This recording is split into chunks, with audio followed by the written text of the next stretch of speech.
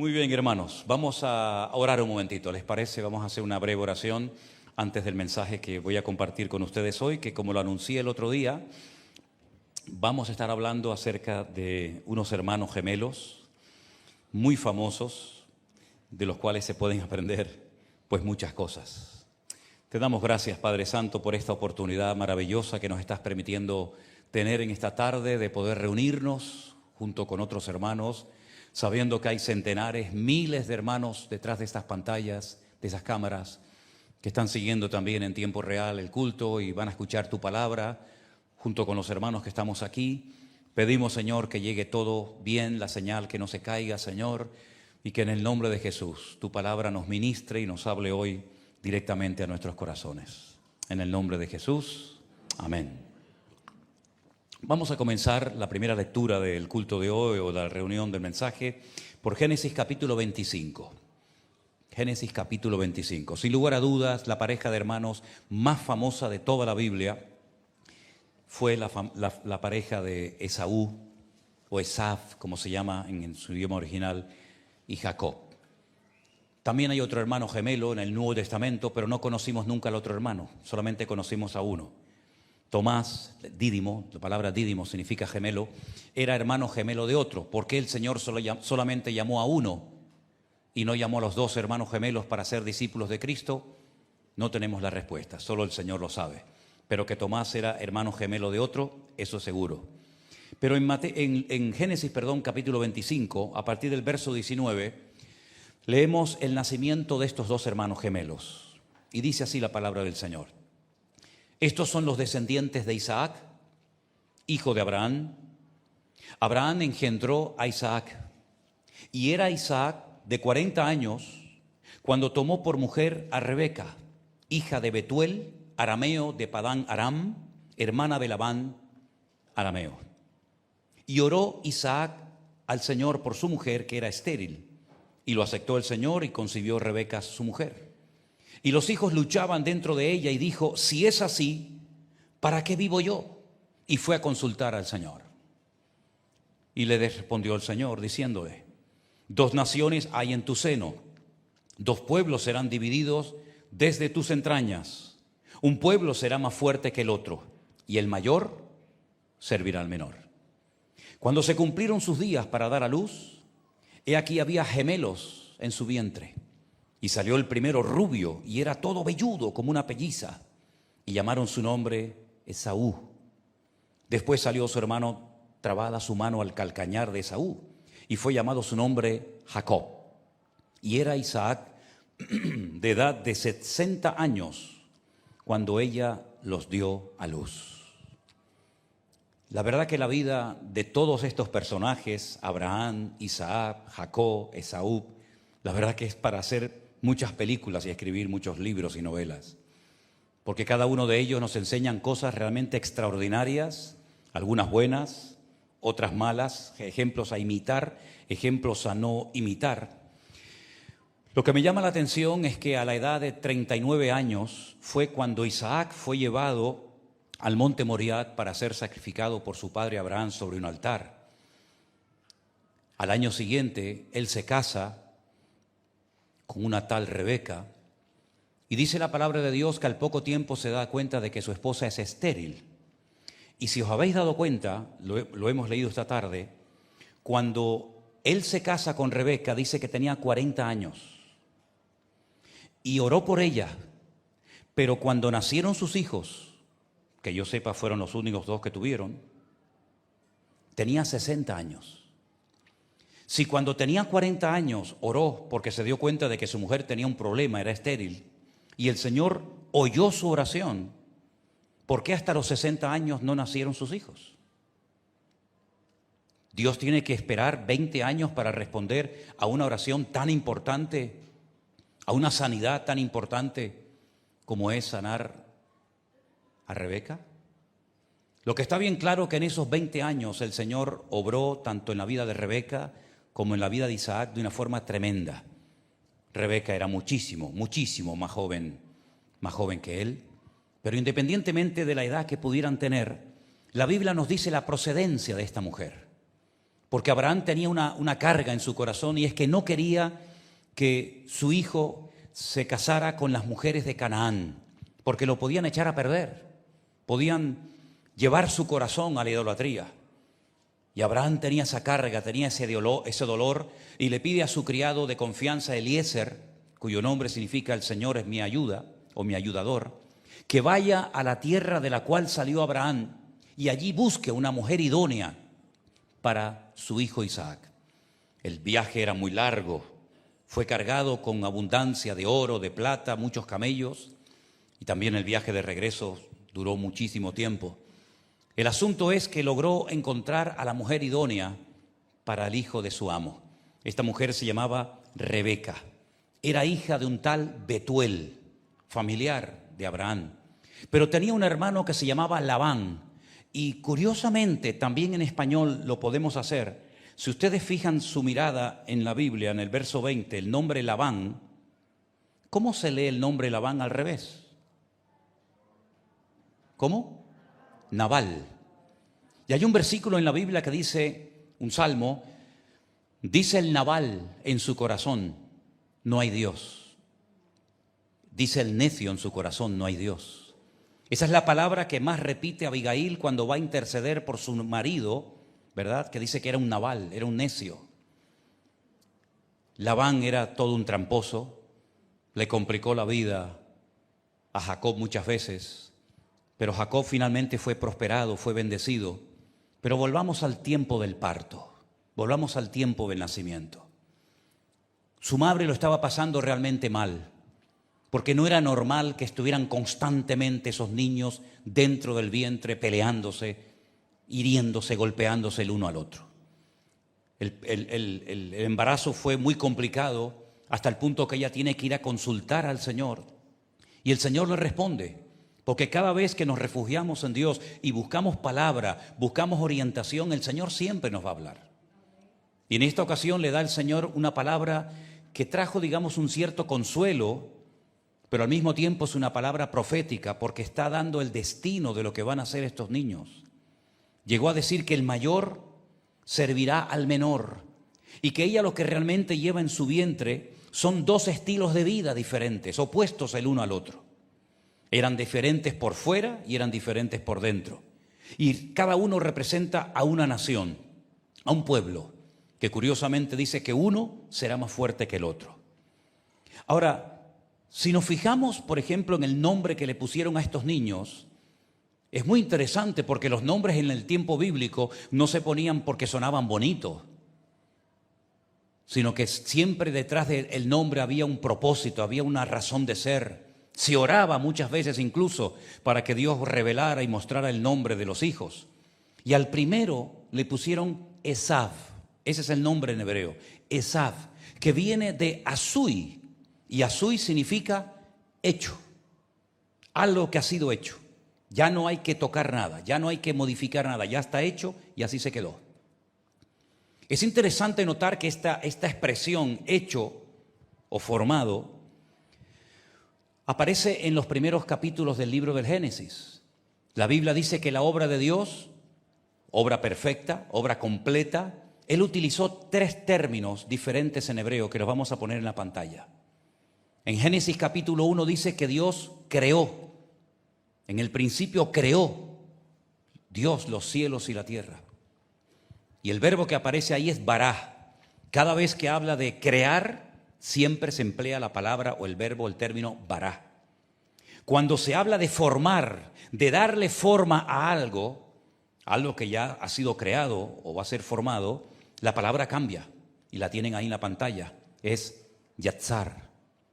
Pero hay una palabra muy interesante que es la palabra asá, de donde viene el término hacer, y de ahí viene el nombre de Esaú. Algo que fue hecho, algo que ya está completo, ya no se puede cambiar. Así como lo ves, así será toda su vida. Es interesante que la Biblia destaca que era un niño rubio. Realmente el hebreo no dice que era rubio, dice que era pelirrojo. Era muy velludo, como si fuera una pelliza, como si fuera una auténtica piel de animal. Podríamos decir en cierto sentido que cuando veían a ese niño casi recién nacido, es como si vieran a un hombre en chiquitito. Un hombre totalmente formado, con facciones de hombre, con pelos, con todo de hombre, pero en miniatura. Y es que su aspecto exterior, como un niño que ya está totalmente formado, nos habla acerca de cómo va a ser su carácter. En Esaú ustedes nunca van a ver un cambio. Esaú siempre fue igual. Sin embargo, si comparamos a su hermano con él, a Jacob, la palabra Jacob viene de Jacob, que significa perseguir o conseguir algo que quieres obtener. Y así fue la vida de Jacob siempre peleando, siempre luchando por algo que quiere conseguir, llámese bendición, llámese esposa, llámese herencia, lo que sea. En la vida de Jacob hay un esfuerzo continuo, hay siempre una pelea, hay siempre un querer alcanzar algo, aunque a veces los métodos que utilizó no eran todo lo correcto que digamos, pero vemos en Jacob que él quiere crecer, a él le interesa alcanzar la bendición. Es capaz de mentirle a su padre, es capaz de hacer ahí un medio negocio con su hermano, porque él lo que quiere es obtener la bendición a toda costa. Cuando pelea con aquel varón, dice la Biblia que estuvo toda la noche peleando, dice, no te dejaré hasta que no me bendigas. La vida de Jacob fue una lucha continua, fue una vida difícil y dura. Él mismo le dice eso a Faraón. Cuando él logra bajar a Egipto, el Faraón le dice, ¿cuántos años tienes? Y antes de decirle la edad, le dice, tengo pocos y malos. La vida de Jacob fue una lucha desde el vientre de su madre, prácticamente hasta que murió. Se llevó unas desilusiones, se llevó unos palos tremendos, tuvo muchos problemas con algunos de sus hijos. Una hija fue abusada por un tal Siquén, que era el hijo de Hamor, el rey de aquella ciudad. En fin, la vida de Jacob fue una lucha constante y permanente. Pero Jacob cambió. Vemos incluso que cambió por fuera y por dentro. La Biblia dice que aquel varón le descoyuntó la cadera y quedó lisiado, quedó cojo para toda la vida. De ahí la expresión, oh gusano de Jacob, quedó como arrastrando la pierna. Pero también el Señor le cambió el nombre, ya nunca más se le conoció como Jacob, el que suplanta, ¿no? El que engancha por el calcañar a su hermano, sino que el Señor le llamó Israel. Y en la palabra Israel, en las primeras letras, está la palabra yashar, es decir, recto. Has caminado tal vez torcido, hay renglones torcidos en tu vida, pero ahora vas a caminar yashar, vas a caminar recto delante de Dios. Sin embargo, Esaú es todo lo contrario. Si ustedes leen todos los pasajes, los capítulos, los versículos que nos hablan, por ejemplo, de Esaú, nunca pronunció el nombre de Dios. Nunca. Jacob lo está mencionando constantemente. Esaú nunca fue un ejemplo para sus hijos. Si yo les preguntara a cualquiera de ustedes en esta tarde, dígame 2 o 3 nombres de hijos famosos que llegaron a ser personas importantes en la historia, descendientes de Esaú, no vais a poder nombrarme ni a uno. Ni a uno. El más famoso, que no era hijo, sino nieto de Esaú, ¿saben quién fue? Amalek. El peor enemigo que jamás ha tenido Israel. El que les atacó por la retaguardia. El que no viene de frente. El que no lo ves venir, sino que ataca a los cansados. Ataca a la gente a traición. Es traicionero. Ese fue el más famoso de la descendencia de Esaú. Ninguno más. Esaú no era una persona familiar. Después vamos a ver cuando se reencuentran los hermanos después de más de 20 años sin verse, que la Biblia dice que Jacob viene cargado de hijos, trae sus mujeres, trae sus camellos, sus ovejas, sus cabras, su ganado. Es un hombre familiar, es un hombre hogareño. ¿Cómo viene a ese encuentro? ¿Cómo viene a ese acto supuestamente de reconciliación Esaú a visitar a Jacob? Con 400 soldados armados hasta los dientes. No trae mujeres, no trae nietos, no trae animales, no trae hijos. Es que realmente Esaú es un salvaje. La forma de hablar en el hebreo de Esaú es vulgar, habla mal, dice malas palabras. No es una persona familiar, es un salvaje. Es una persona que el peor error que cometió en su vida es que no aceptó los procesos de Dios en su vida. Y esto es tremendamente peligroso cuando nosotros dejamos de crecer o de desarrollarnos como cristianos porque abortamos la obra, el proceso que Dios quiere llevar en nuestras vidas. Esaú nunca quiso cambiar, nunca. Y tuvo la misma oportunidad que su hermano. Pero Esaú fue formado, fue hecho y acabado desde el primer día hasta el último. No hay en él arrepentimiento, no hay en él ningún cambio. Al contrario, con el paso del tiempo su descendencia se convirtió en uno de los peores enemigos del pueblo de Israel. Incluso cuando salen de la esclavitud en Egipto, no los deja pasar por su territorio, se opone a ellos.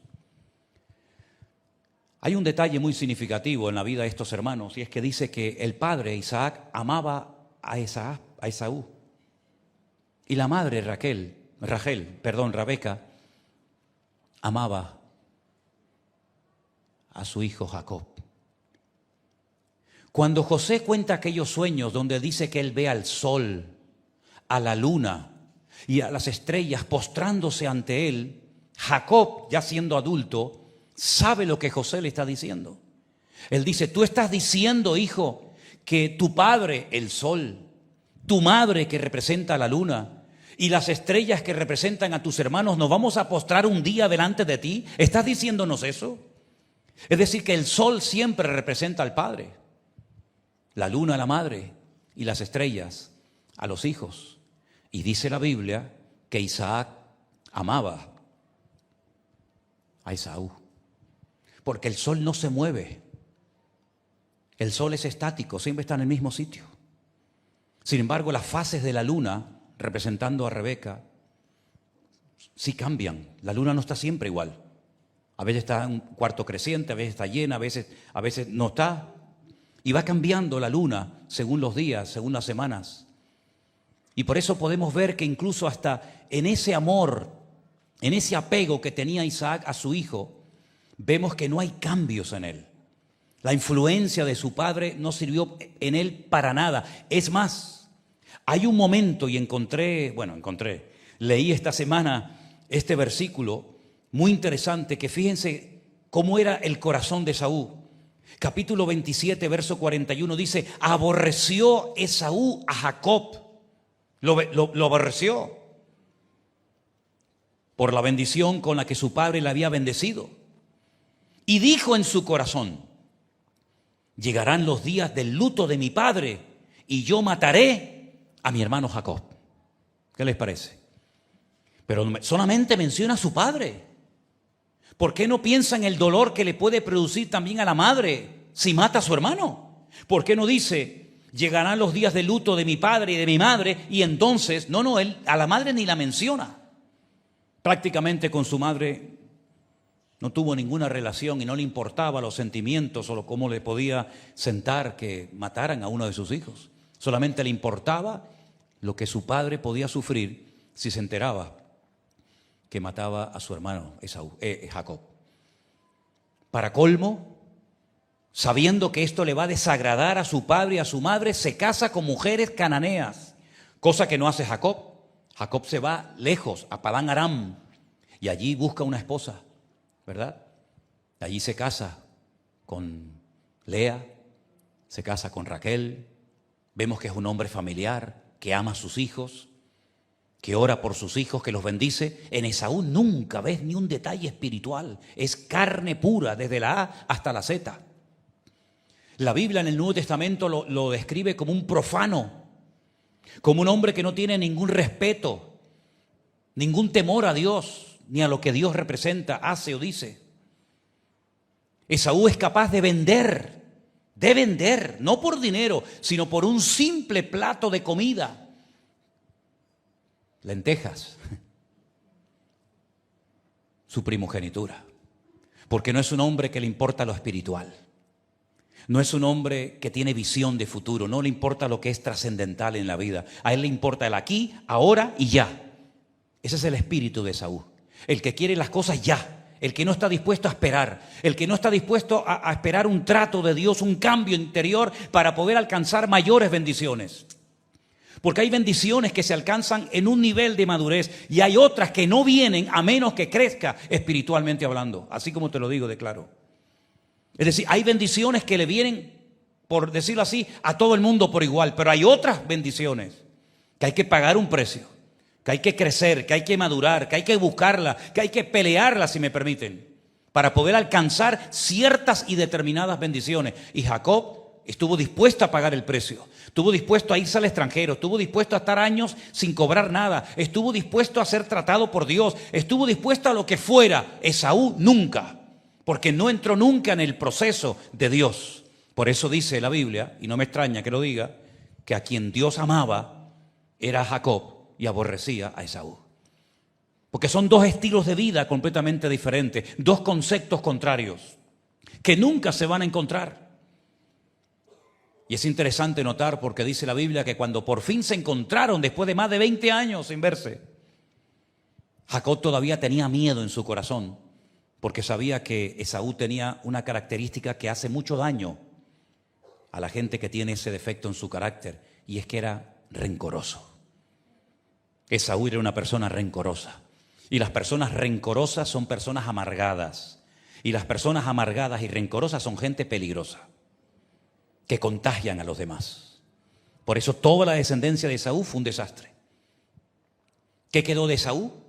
Nada, absolutamente nada. Fíjate que Edom viene también de Adán, se escribe exactamente igual, salvo una pequeña letra. Adán y Edom es igual, pero Adán, pronunciado así, es humano, ser humano, y Edom significa rojo, porque a Esaú le encantaba derramar sangre. No es una persona pacífica, no es una persona amorosa, como dije antes, no es familiar. Por lo tanto, ¿qué ejemplo le va a dar a sus hijos? Ninguno. Sin embargo, Jacob bendijo a sus hijos. Jacob ministró muchas veces a sus hijos. Jacob fue un ejemplo. La Biblia habla del Dios de Abraham, del Dios de Isaac, del Dios de Jacob. Nunca habla del Dios de Esaú, porque no tenía ningún Dios. Era un auténtico salvaje. Y estamos viendo cómo en estos dos muchachos, a pesar de que nacen en el mismo hogar, el mismo padre y la misma madre, son completamente diferentes por fuera y por dentro. Esaú, al rechazar el trato de Dios en su vida, fue una persona que lamentablemente se juntó con malas compañías. ¿Y saben ya lo peor de lo peor? ¿Saben con quién terminó casándose? Tenía varias mujeres, pero para colmo añadió un pecado más todavía a su vida. Como decía mi padre, Dios los cría y el diablo lo junta. Se casó con una hija de Ismael. De Guatemala a Guatapeor. Con una hija de Ismael, otro salvaje, que la Biblia lo define así: Pere Adán, salvaje hombre. Se juntó la casa de Esaú, se juntó la casa de Ismael, y eso fue un cóctel molotov que hasta el día de hoy estamos viendo las consecuencias. Tremendo. El estilo de vida de Esaú es el que se ha extendido en la sociedad actual, donde la gente quiere todo ahora, rápido, y me enfado si tengo que esperar un ratito por ir a buscar una compra o ir al banco o al supermercado o hacer cualquier otra operación. Ese es el estilo de vida que impera hoy en día en la sociedad, en los jóvenes, en la gente hoy en día. No quiero esperar, tiene que ser aquí, ahora, rápido. Sin embargo, el de Jacob es poco a poco. Hay una expresión impresionante en el libro del Génesis, en el capítulo 33, que os la voy a poner ahí en la pantalla para que se la aprendan de memoria. Yo les voy a decir lo que significa, no se preocupe. En Génesis capítulo 33, el verso 14, cuando se produce esa reconciliación aparentemente, entre los dos hermanos que llevan años sin verse ni hablarse, Esaú está empeñado en que vaya con él. Le mete prisa, le dice: no, vente conmigo que yo te ayudo. Y Jacob le dice: mira, yo no puedo ir a tu ritmo. Escuchen bien esto. Yo no puedo ir a tu paso porque yo tengo mujeres, yo tengo niños, yo tengo animales. Fíjate que se preocupa hasta por los animales. A Esaú le da igual.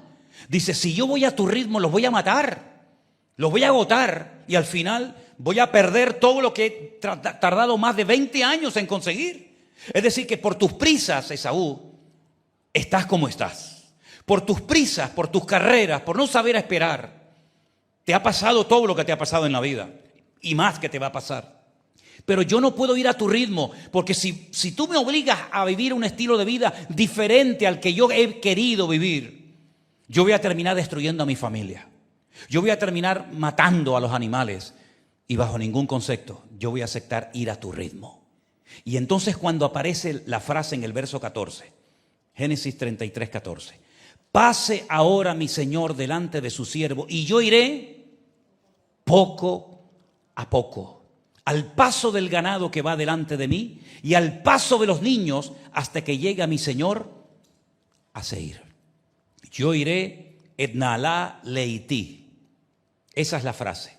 Yo iré etnalá leití. Yo iré poco a poco, paso a paso, al ritmo que me marca, pues en este caso mi familia y los animales, y no al ritmo que tú me estás imponiendo a mi vida o intentas imponerme. El mundo hoy en día nos dice cómo tenemos que vivir, cómo tenemos que vestirnos, cómo tenemos que actuar. Quieren que entremos en la carrera loca del mundo. Sin embargo, nosotros somos de los que decimos etnalá leití. Yo voy paso a paso porque yo sigo a alguien y ese alguien es mi Señor. Y detrás de mí viene mucha gente que también a mí me están siguiendo porque ven que yo voy al paso que nos indica el Señor. Y quiero que sepas que tú estás siguiendo al Señor. Amén, hermano. Pero detrás de ti hay hijos. Detrás de ti hay nietos. Detrás de ti hay gente que tú has tenido el honor y el privilegio, tal vez, de haberlos llevado, de haberlos conducido hasta los pies de Cristo. Y de alguna manera te están también siguiendo a ti.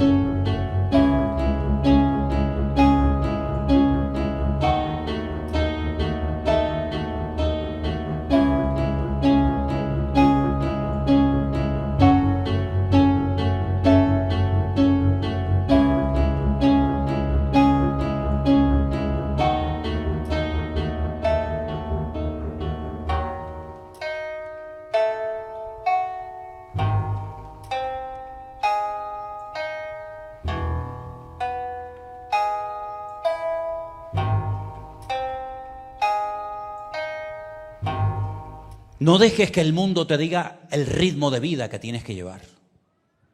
No dejes que el mundo te imponga su ritmo, porque tú vas al paso que te indica el Señor. Y puse ahí no solamente la frase, sino un número. Ustedes saben que en hebreo las letras tienen un valor numérico. Ponlo otra vez, por favor.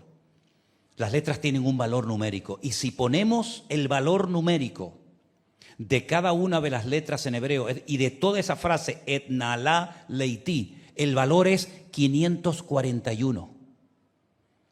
Y saben que el nombre Israel, si sacamos y extraemos el valor numérico del nombre Israel, da exactamente igual 541. En otras palabras, es el Señor el que tiene que decirnos si tenemos que pararnos, correr, hablar, sentarnos, llorar, reír o lo que sea. Nosotros no vamos por la vida como un caballo desbocado, impulsado por emociones y sentimientos o por modas, manipulado por los medios de comunicación, sino que nosotros vamos siguiendo los pasos que nos va trazando el Señor Jesucristo. Y si otro va más rápido que tú y te adelanta, no te preocupes. El Señor tiene un plan y un propósito para cada uno de nosotros. Y a unos les hace correr más que a otros. Y a otros los pone en un área y a otros los pone en otro área.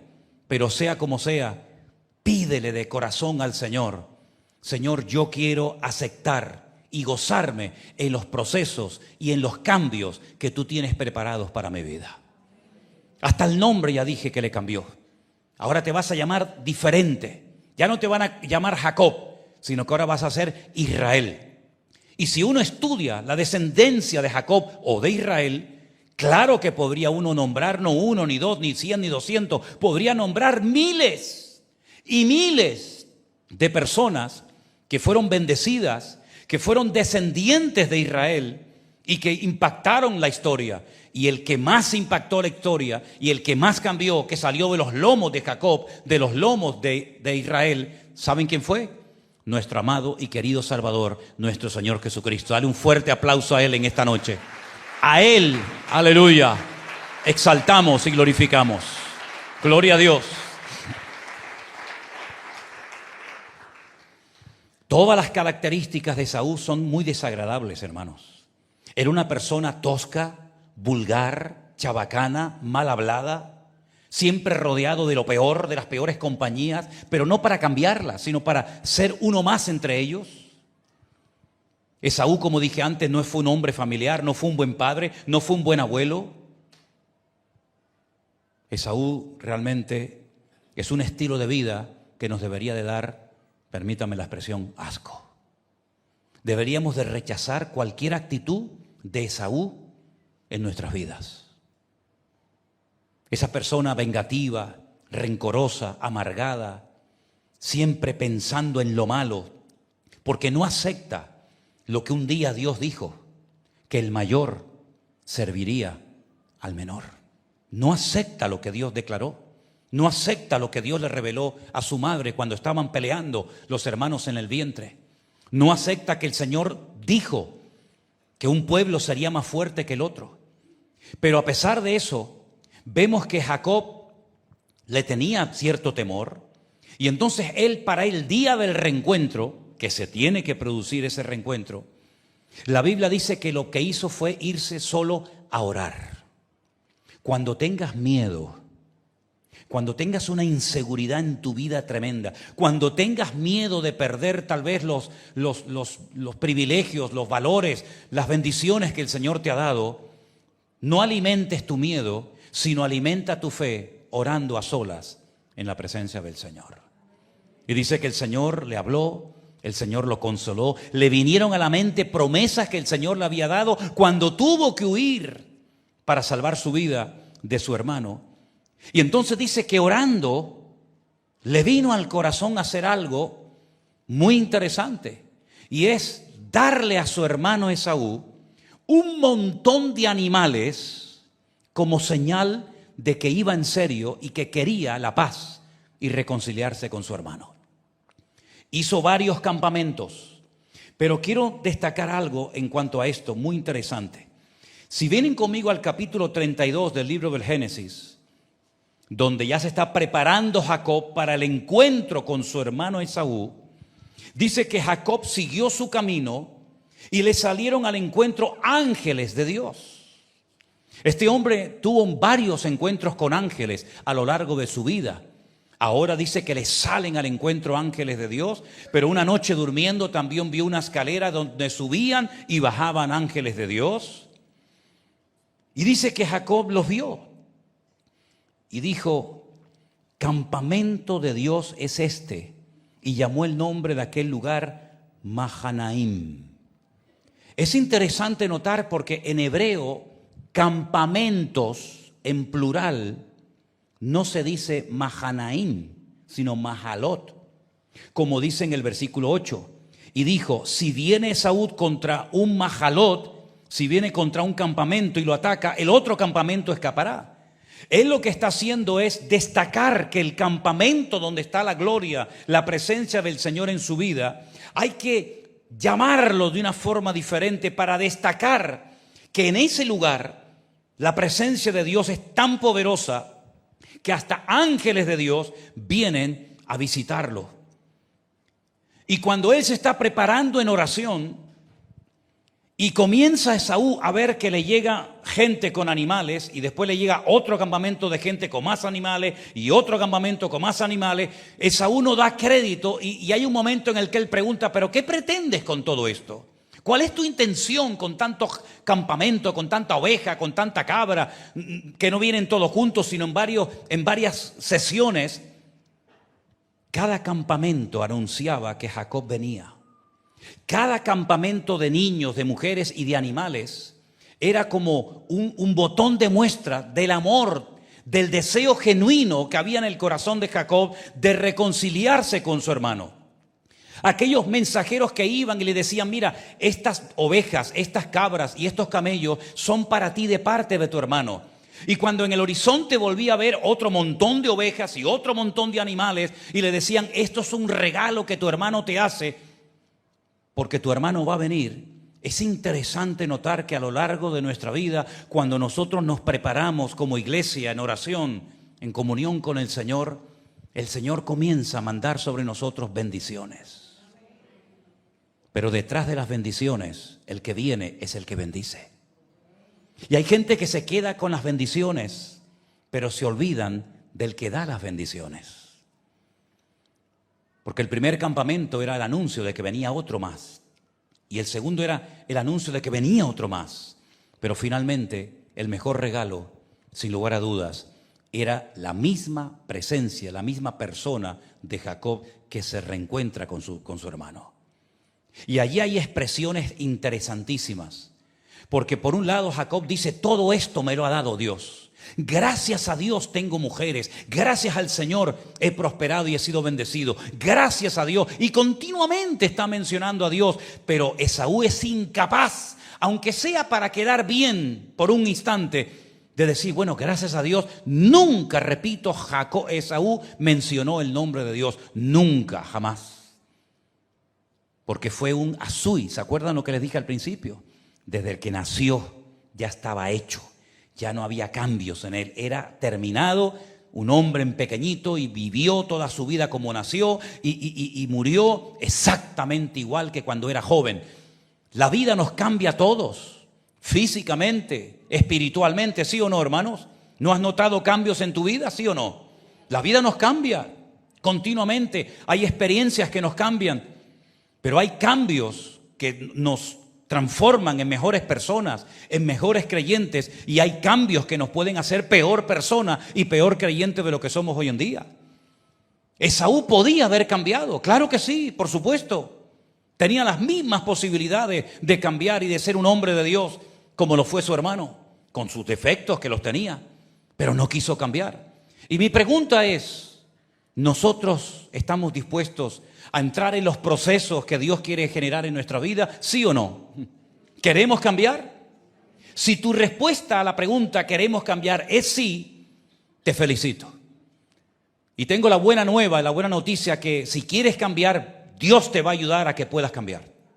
¿Quieres cambiar tu impuntualidad, quieres cambiar tu temperamento, quieres cambiar, en fin, cosas que tú sabes que tienen que ser cambiadas. Si tú quieres cambiar y le pides al Señor como Jacob, no te dejaré hasta que me bendiga, Dios te va a cambiar. Pero si tu respuesta es no, no quiero cambiar, así me quedo, te convertirás en un carnal. ¿Y puede haber cristianos carnales? Sí. Pablo le dijo a los Corintios en el capítulo 3, niños en Cristo, carnales, que no os pude dar viandas sólidas, sino leche, porque sois niños, incapaces de recibir cosas profundas. Porque debido a vuestra falta de crecimiento y de desarrollo espiritual, no os pude tratar como adultos, sino como a niños en Cristo. Y por eso se comportan como niños, con celos, con envidias. Yo soy de este, yo soy del otro. Y si os comportáis así, sois carnales y niños en Cristo. Si tu respuesta a la pregunta ¿quieres cambiar? Es no, te convertirás en un cristiano carnal. Y yo añadiría en un mediocre. Y no hay nada peor que un creyente que tiene la posibilidad de llegar a ser una persona usada y bendecida por el Señor, que por no haber querido entrar en el proceso de Dios, por haber rehuido los cambios que el Señor quería producir en tu vida, te conviertas en un calientabanco, en un mediocre toda tu vida. Mediocre en la hora de orar, mediocre en la hora de tocar, mediocre en todo lo que hagas y en todo lo que digas. Y si quieres saber qué nivel de cristiano eres hoy en día, mira la cara de tu hijo, mira a tus hijos, porque ellos son el espejo en el que los padres nos vemos. Así de claro. A veces decimos, no, es que yo cuando tenía tu edad yo no era como tú. Como me decía una vez mi padre, que me estaba echando una bronca, para no variar. Y pasó su madre, mi abuela, y él decía, yo a tu edad no sé qué y no sé cuánto. Y la abuela le dijo, el gallo no se acuerda cuando fue pollo. ¿Qué dices tú a tu edad si tú a tu edad eras peor que él? A veces es bueno que veamos en nuestros hijos cómo son. Si son espirituales como tú o carnales como tú. Si son puntuales como el Padre o son informales como el Padre. A veces es bueno ver a nuestros hijos si leen la Biblia como tú la lees o no la leen como tú tampoco la estás leyendo. En otras palabras, tú te estás reproduciendo en ellos. Pero no solamente se parecen en lo físico, en lo genético, sino también en lo espiritual. También en lo espiritual. Y por eso Esaú, ¿qué fue lo que reprodujo? Gente carnal, sanguinaria, vengativa y rencorosa toda su vida. Hasta el punto que el peor enemigo que jamás ha tenido Israel se llamó Amalek. ¿Y de quién era Amalek? Hijo del hijo de Esaú. Era el nieto de Esaú. Eso fue lo que produjo. Un enemigo terrible, que fue el primer enemigo que se atrevió a pelear contra Dios, contra el trono de Dios. Y el Señor dijo, tendrás guerra de generación en generación contra Amalek, porque es un espíritu, es una actitud. Y el Señor nos permitió publicar un libro que se llama, no me acuerdo ahora el nombre, pero es justamente de la lucha, del espíritu, de la actitud, de demonología creo que se llama, pero realmente el nombre no hace honor al tema, porque es un estudio sobre el personaje de Amalek, que era el nieto de Esaú. Sin embargo, queridos hermanos, ustedes pueden ver, por ejemplo, a Jacob, que es capaz de desprenderse de más de 800 animales, de postrarse 7 veces en tierra, llamando a Adoní, llamando mi Señor a su hermano Esaú, porque siempre quiso la paz, siempre quiso reconciliarse con él. Y parecía que se ablandó el corazón de Esaú. Pero hermanos, la cabra siempre tira al monte. En cuanto una persona baja la guardia, sale la carne, sale tu verdadero ego. Por eso hay a veces creyentes que se encuentran con otros creyentes que se apartaron hace años de los caminos del Señor y se quedan sorprendidos ante sus reacciones. Y te quedas con la boca abierta diciendo, pero ni siquiera nos podemos saludar, ni siquiera nos podemos dar la mano o un beso.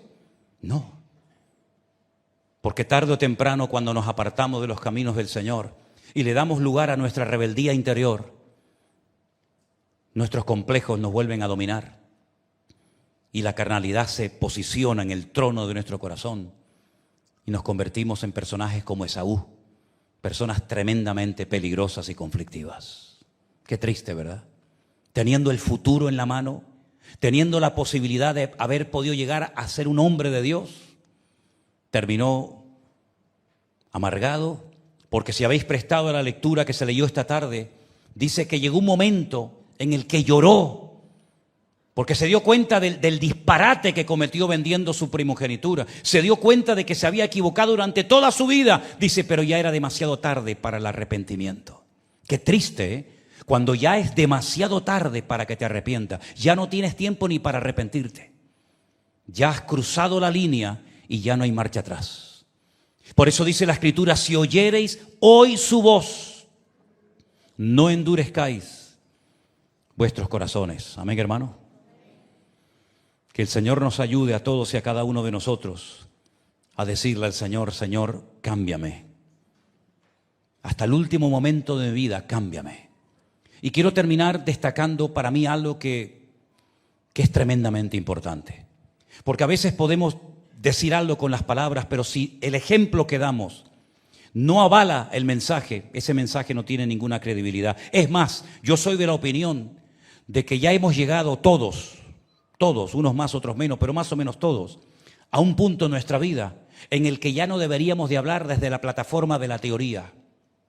Yo creo que a partir de ahora deberíamos de hablar de nuestras propias experiencias, porque esas son las que le dan credibilidad a tu vida cristiana. No hables de que hay que orar si tú no eres un hombre de oración. No hables de que hay que evangelizar si tú no evangelizas. No hables de que hay que ser generoso si tú eres un hombre de puño cerrado. Es decir, habla desde tus experiencias personales, de los cambios genuinos que se han producido en tu vida, porque esos son los mensajes que tendrán contundencia y cambio en tu vida y en el mundo espiritual. Llegó el momento que se reconciliaron los hermanos, pero no te olvides, Jacob venía arropado por toda su familia. Esaú no trajo ni a un familiar, no trajo ni a un hijo, no trajo ni a una esposa, no trajo ni a un nieto, no trajo a nadie. Trajo a 400 maleantes. Sí, 400 hombres armados hasta los dientes, como declarándole la guerra a su hermano después de más de 22 años sin vernos. Todavía sigues igual. Después de 22 años, Jacob viene arrastrando la pierna, viene herido, viene magullado por la vida. Viene con un nombre nuevo de Jacob a Israel. Viene con una familia preciosa. Viene con el cuerpo y el alma llena de cicatrices por los cambios que la vida y el Señor ha producido en su vida. Y tú vienes a mí con 400 hombres. ¿Para qué? ¿Qué pretendes? ¿Matar a estos niños inocentes y matar a tu propio hermano? ¿Cuántos cambios se produjeron en Jacob desde que sale de la casa hasta que regresa y se encuentra con su hermano? ¿Y cuántos cambios se produjeron en Saúl? Ni uno. Es más, peor todavía. Y es interesante notar porque allí Jacob le enseñó a sus hijos algo muy bonito. No con palabras, sino con hechos. Cuando dice que los hermanos se abrazan y se besan, le dice a los hijos, vengan, saluden al tío Esaú. Saluden al tío. Y allí viene Raquel, y allí viene Lea, y vienen los hijos, menos Benjamín que no había nacido, no este sino el de la Biblia, y vienen pasando uno detrás de otro, hacen reverencia delante de su tío, le dan un beso, y seguramente esa noche algunos le habrán preguntado, papá, ¿este señor tan peludo quién es? ¿Será el hombre lobo? No, este es tu tío Esaú. Y hoy ha sido un día importante en nuestras vidas, porque hacía más de 20 años que no nos veíamos las caras. Y él una vez quiso matarme. Y seguramente le habrá contado la historia, porque, ¿saben? En aquellos tiempos no había Biblia. Y era todo por tradición oral. Y esto es algo que yo vi en África. Pueblos que no son de libros, pueblos que no son de papel, sino pueblos que se reúnen alrededor de una hoguera, y los viejos, los ancianos, comienzan a contarle las historias a los jóvenes oralmente. Y por eso cuando se muere un anciano, todo el poblado llora, porque se va la historia, se va parte de la historia. Y durante muchos siglos, las historias de la Biblia, del Génesis y muchas otras historias, se transmitían oralmente a los hijos, seguramente alrededor de una fogata, contando, ¿verdad? Y yo peleé con un varón y conocí a esto, y me pasó esto, y me pasó aquello. Y eso se grababa a fuego en el corazón de los hijos. Y uno de aquellos hijos que estaban aquí aquel día allí, que por primera vez vio la cara y besó y saludó a su tío Esaú, cuando se hace hombre, sus propios hermanos lo vendieron como un esclavo para Egipto. Le salió el Esaú. Le salió el Esaú. Porque todos llevamos a un Esaú dentro. Y todos llevamos a un Jacob dentro. Depende de a quién alimentes, prevalecerá uno por encima del otro. Y llegó un momento cuando el Señor estaba hablando a través de la vida de uno de los hermanos de José. Y él abría su corazón a sus hermanos, sino a quién se los va a abrir. Y les contaba sus sueños, y les contaba lo que el Señor les decía. Y comenzaron a tenerlo en baja estima. Y les cambió el semblante, como a Caín le cambió el semblante cuando el Señor bendecía a Abel. Y dice la Biblia que comenzaron a tenerle celos y envidia, y comenzaron a utilizar un mote.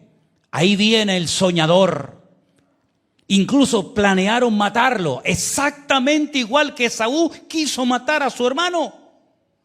Exactamente el mismo espíritu de Esaú, ahora en ellos. Y querían matarlo y quitar de en medio a José. Finalmente, gracias al Señor, uno de ellos, Rubén, le salvó la vida y lo venden y se lo llevan como esclavo a Egipto. Pero años más tarde se tiene que volver a producir el reencuentro, ya no el de Jacob con Esaú, que ya se ha producido tiempo atrás. Ahora es el reencuentro de los hermanos que han vendido a José con José, que es un hombre importante, un hombre bendecido, porque él sabe que no lo llevaron sus hermanos a Egipto, sino fue la mano y la misericordia de Dios. Y es como que se repite la historia. Rechazado por el hermano, tengo que huir, buscarme la vida, pero vengo bendecido, vengo transformado. Ahora José otra vez es rechazado por sus hermanos, a punto de que lo maten, pero ahora Dios lo ha bendecido, Dios lo ha prosperado, y ahora vienen sus hermanos al reencuentro. Y entonces dice la Biblia que es allí donde José perdona y se reconcilia con sus hermanos. ¿Dónde aprendió esa lección? ¿En qué iglesia la aprendió? ¿En qué escuela dominical le enseñaron que hay que perdonar? En ninguna. Pero sí la aprendió en el hogar. Sí aprendió que su hermano, que su tío estuvo a punto de matar a su padre, pero se produjo la reconciliación. Y entonces, así como Jacob bendice y prospera a sus hermanos, ahora José prospera y bendice a sus hermanos, llamándolos y dándoles las mejores tierras de Egipto, donde viven mucho tiempo como si fueran auténticos millonarios. Hay lecciones en la vida que no las enseñes con tus labios, enséñalas con tu vida y con tu testimonio. Que el Señor nos ayude a decirle: Señor, yo quiero entrar en tu proceso y quiero que tú cambies mi vida, porque yo no quiero ser como el sol que siempre está igual. Si tengo que cambiar, y si me tienes que moldear, y si me tienes que triturar y moldearme por medio de pruebas, les recuerdo que la Biblia dice que aunque era hijo, por lo que padeció, aprendió obediencia. Y se refiere al Señor Jesús. ¿Cuánto más el Señor tendrá que obrar en nuestra vida? Hasta el último minuto de nuestra vida, el Señor tendrá que moldearnos y hacernos a la imagen de su Hijo Jesús. ¿Cuántos dicen amén?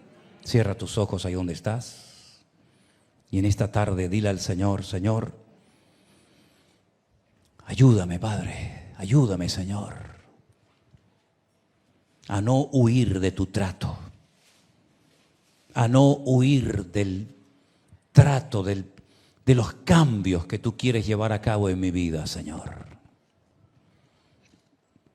Yo estoy dispuesto a ir en nada de ti, poco a poco, paso a paso, al ritmo que tú me vas marcando. No voy a correr más de la cuenta. No voy a precipitarme. No voy a actuar en la carne por un impulso, por una emoción pasajera, sino que solamente me voy a mover por tu Espíritu Santo que mora en mí. Porque dice la palabra del Señor que los verdaderos hijos de Dios son los que son guiados, dirigidos, controlados por el Espíritu de Dios. Estos son los verdaderos hijos de Dios, dice la Escritura. Así que mis queridos hermanos, oremos en esta tarde al Señor, para que el Señor arranque de nuestra vida toda actitud de Esaú, y que no nos veamos ya hechos, formados, terminados, sino que todavía digamos, ay de mí, Señor, ay de mí, Señor. Como dijo aquel profeta, ay de mí que siendo hombre inmundo de labios he visto tu gloria. Ay de mí sin anuncio el Evangelio, porque la obligación me ha sido impuesta. Ay de nosotros cuando huimos y queremos escapar, salir corriendo de un cambio, de un proceso que Dios quería hacer en nuestra vida. Ay de nosotros cuando pensamos que cambiando de iglesia ya arreglo el problema. Y el problema te lo llevas a donde vayas. ¿O es que no vemos a gente que se ha ido de iglesias y están igual o peor que antes de irse? Porque el que cambia no es la iglesia, el que cambia es el Señor. Es el que trae libertad a tu vida, el que trae libertad a tus pensamientos, el que trae libertad de verdad a tu corazón.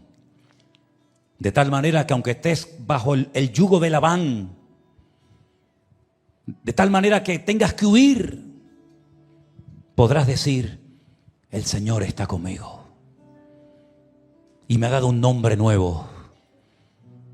Y por eso yo le alabo y lo glorifico, Jesús. Aleluya. Gracias, Señor, porque tú has venido para cambiarnos, para moldearnos. Tú has venido, Señor, para darnos una vida auténtica y genuina. Pero todo tiene que tener su tiempo y su lugar.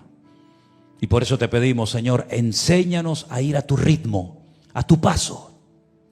No ir demasiado lento, tampoco demasiado rápido a la carrera, sino aprender a seguir tu ritmo, Señor.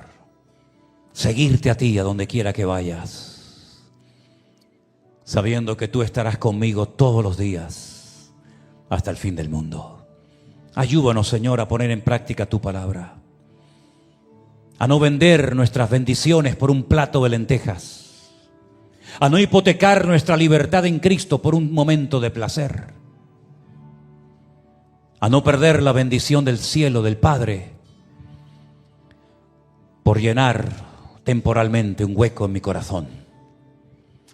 Ayúdame, Señor, a pelear por la bendición y a retenerla, Señor, y a compartirla, porque Jacob, tu siervo, murió bendiciendo a sus hijos. Se apoyó sobre su bordón, se sentó en su cama y terminó sus días bendiciendo a su descendencia. Y así queremos ser nosotros, portadores de bendición. Que a donde vayamos seamos portadores de bendición.